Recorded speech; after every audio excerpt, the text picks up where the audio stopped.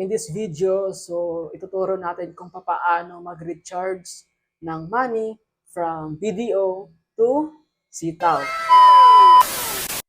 What's up guys? So this is Miljin Ian Baruel and ayun, before tayo mag-start, nais ko lang i-shout out ang mga taong to. So ilan sa mga nagko-comment natin sa videos natin. Yung last nating videos is yung about sa na-scam ako ni Sitaw. So, di ko inaasahan na ito yung mga sinasabi ng mga tao regarding sa akin. So, first, ang unang nagsabi nito is si Miss or Mr. Binmirol 6866. So, sabi niya, mas kamukha mo si Michael Jackson. So, ayun, shout out sa iyo, sir or ma'am. And ang pangalawa is sabi naman ni Sir or Ma'am Jaiming, that's 7901. Marami nakakapansin sa iyo, boss, kahawig mo si Michael Jackson. Nawala yung focus ko kay Sitaw. Sa mukha mo ako nakafocus. God bless sa iyo, ma'am or sir. Sana all. Of course, shout out sa best friend ko. Isang engineer na rin. Kay best friend, so shout out sa iyo, Ampaya Tricia May. So sabi niya, oh, wow, very helpful. Ang pogi pa ni Meljing Jackson. Bulira ka. And then, shout out kay Sir Binji Ramirez, 7773. So, ka-face mo si Idol Michael Jackson, sir. Sir, thank you, sir. So, ayun guys, thank you sa mga compliment niyo. Hindi ko alam kung totoo yun. So, kasi marami rin naman nagsabi sa akin noon sa mga tao na nakita sa akin in person. So, kamukha ko din si Michael Jackson. Pero kapag tinitingnan ko siya sa salamin, so hindi ko alam kung saan banda or kung saan part ng face ko ang kamukha ko si Michael Jackson. So, si Michael Jackson is idol natin yan in terms sa dancing. So, napakagaling yan. And sa pagkanta, of course. So, ayun guys, start na tayo. Sabayan niyo ako. So, ayun guys, in this video, ituturo natin kung paano mag-recharge ng money from BDO to Sitaw. Still, marami pa rin nagtatanong sa atin ito. So, tara, para di tayo mahirapan, sabayan niyo ako. In this tutorial, gagamit ako ng dalawang device, isang phone at saka isang tablet. Yung isang phone, gagamitin natin since nandun yung store natin sa Sitaw. At saka yung tablet naman, gagamitin naman natin para since nandoon yung digital bank account ng BDO. So, ang gagawin natin, i-transfer natin yung money natin from BDO to Sitaw. So, first thing first na gagawin natin, of course, kailangan natin i-open yung Sitaw app natin. And kapag nakapasok ka na, punta tayo sa ating My Wallet. Pag nakapasok ka na sa My Wallet, mayroon dong nakaganon. So, piliin natin yung Recharge Wallet. And nakapasok ka na doon, punta tayo sa ating offline recharge.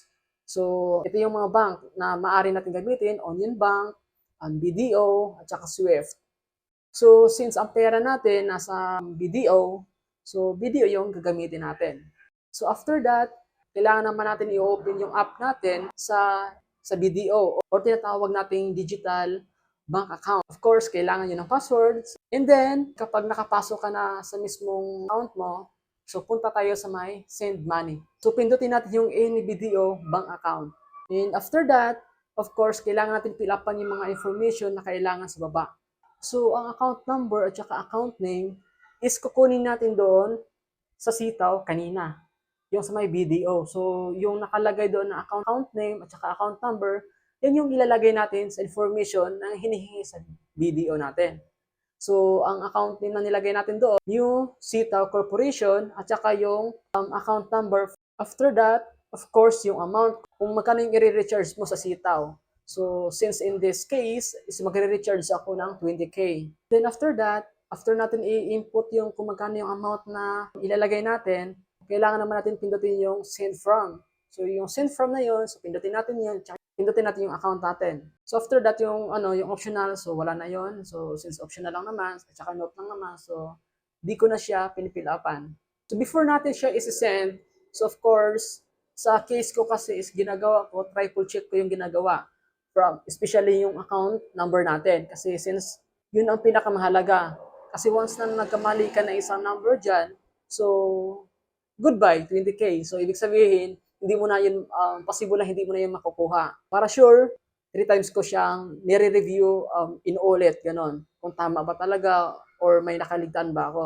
And kapag sure ka na, of course, kailangan na natin ito isi-send. Pindutin na natin yung send na icon sa baba. So after natin mapindot yung send na icon, so hihingi ulit to ng password. Yung password na tinutukoy niya is ito yung password kung ano yung pinakauna mong pag-login ng account. So nanghingi ng password yon, so uulitin mo lang yon. So before ma-send talaga yung pera na yon. Kapag na-send na siya, so punta naman tayo sa ating Sitaw application. Doon sa may BDO, so sa baba noon, may hinihingi doon na ilan sa mga information na kailangan natin ma-provide. Yung amount, yung transaction ID, at saka yung photo. So yung amount, so since 20k yung sinend natin, so 20k yung ilalagay natin dito. After that, of course, yung transaction ID. Yung transaction ID na tinutukoy nito, ito yung reference number na nasa resibo ng BDO.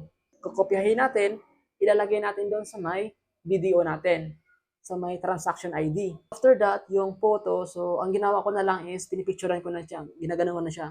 Pinipicturean ko na lang. Ito yung tablet, ito yung phone, so pinipicturean ko na lang. So guys, note lang, so before natin pindutin yung confirm, so kailangan natin i-triple check yung transaction ID na yon. So baka mamaya, once na may mali doon na isang word or na isang number, so possible na hindi natin makukuha yung pera.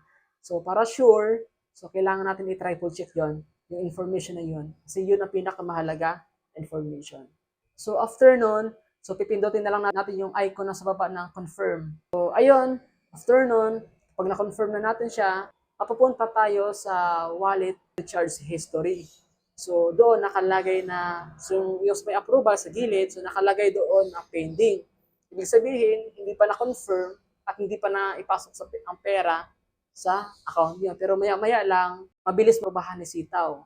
So once na na-aprobahan na yon, so yung pera mo, mapupunta na agad sa wallet balance. Yung wallet balance na yon, so pwede na natin siyang gamitin pang-process sa mga pending orders. So yun lamang guys, that's it. And kapag hindi mo masyado siya na-gets, so pwede mo siya ulit-ulitin yung video hanggang sa mag-gets natin kung paano mag-recharge ng money from video account to Sitaw. So ayun guys, so what's up? And pasensyahan nyo na, so kung medyo matagal tayong hindi nakapag-upload ng videos about Sitaw kasi medyo na busy sa buhay. Of course, alam ko lahat naman tayo busy. So ayun, paliban sa pag-aaral, noong January kasi, January 8, so exactly date nang lumipat ako dito sa Taguig. So from Pasig to Taguig, so ayun. And of course, yung pagre-renovate ng bahay. Para malaman nyo kung totoo yung sinasabi ko, tara, tour ko kayo. So ayun guys, ito yung new home natin. Actually, hindi pa talaga siya tapos ha. Una namin ginawa dito, of course, kailangan muna namin tong ayusin yung mga pader, pinturahan. Actually, hindi pa nga ito tapos oh. Hindi pa yan napinturahan. Pero, ayun, yan yung isa sa mga dahilan kung ano yung pinagkakaabalahan natin sa buhay. And of course, yung pag-aaral. Ito, yun, di ba? So, almost is okay naman na. So, kulang na lang. Kunting push na lang. And, sana pohon or soon, makabili tayo ng mga gamit ng para maging kompleto na yung bahay natin. Mga gamit at sa bahay. So, yun, guys. Thank you for understanding. That's all. God bless. Life is a masterpiece in the making, and you are the artist of your destiny. Embrace each brushstroke of time, for they blend together to create a tapestry of experiences uniquely yours. Remember, life is not about the destination. It's about savoring the journey. Embrace the present moment, for it's the only time you truly possess. The adventure awaits. Go forth and make it extraordinary.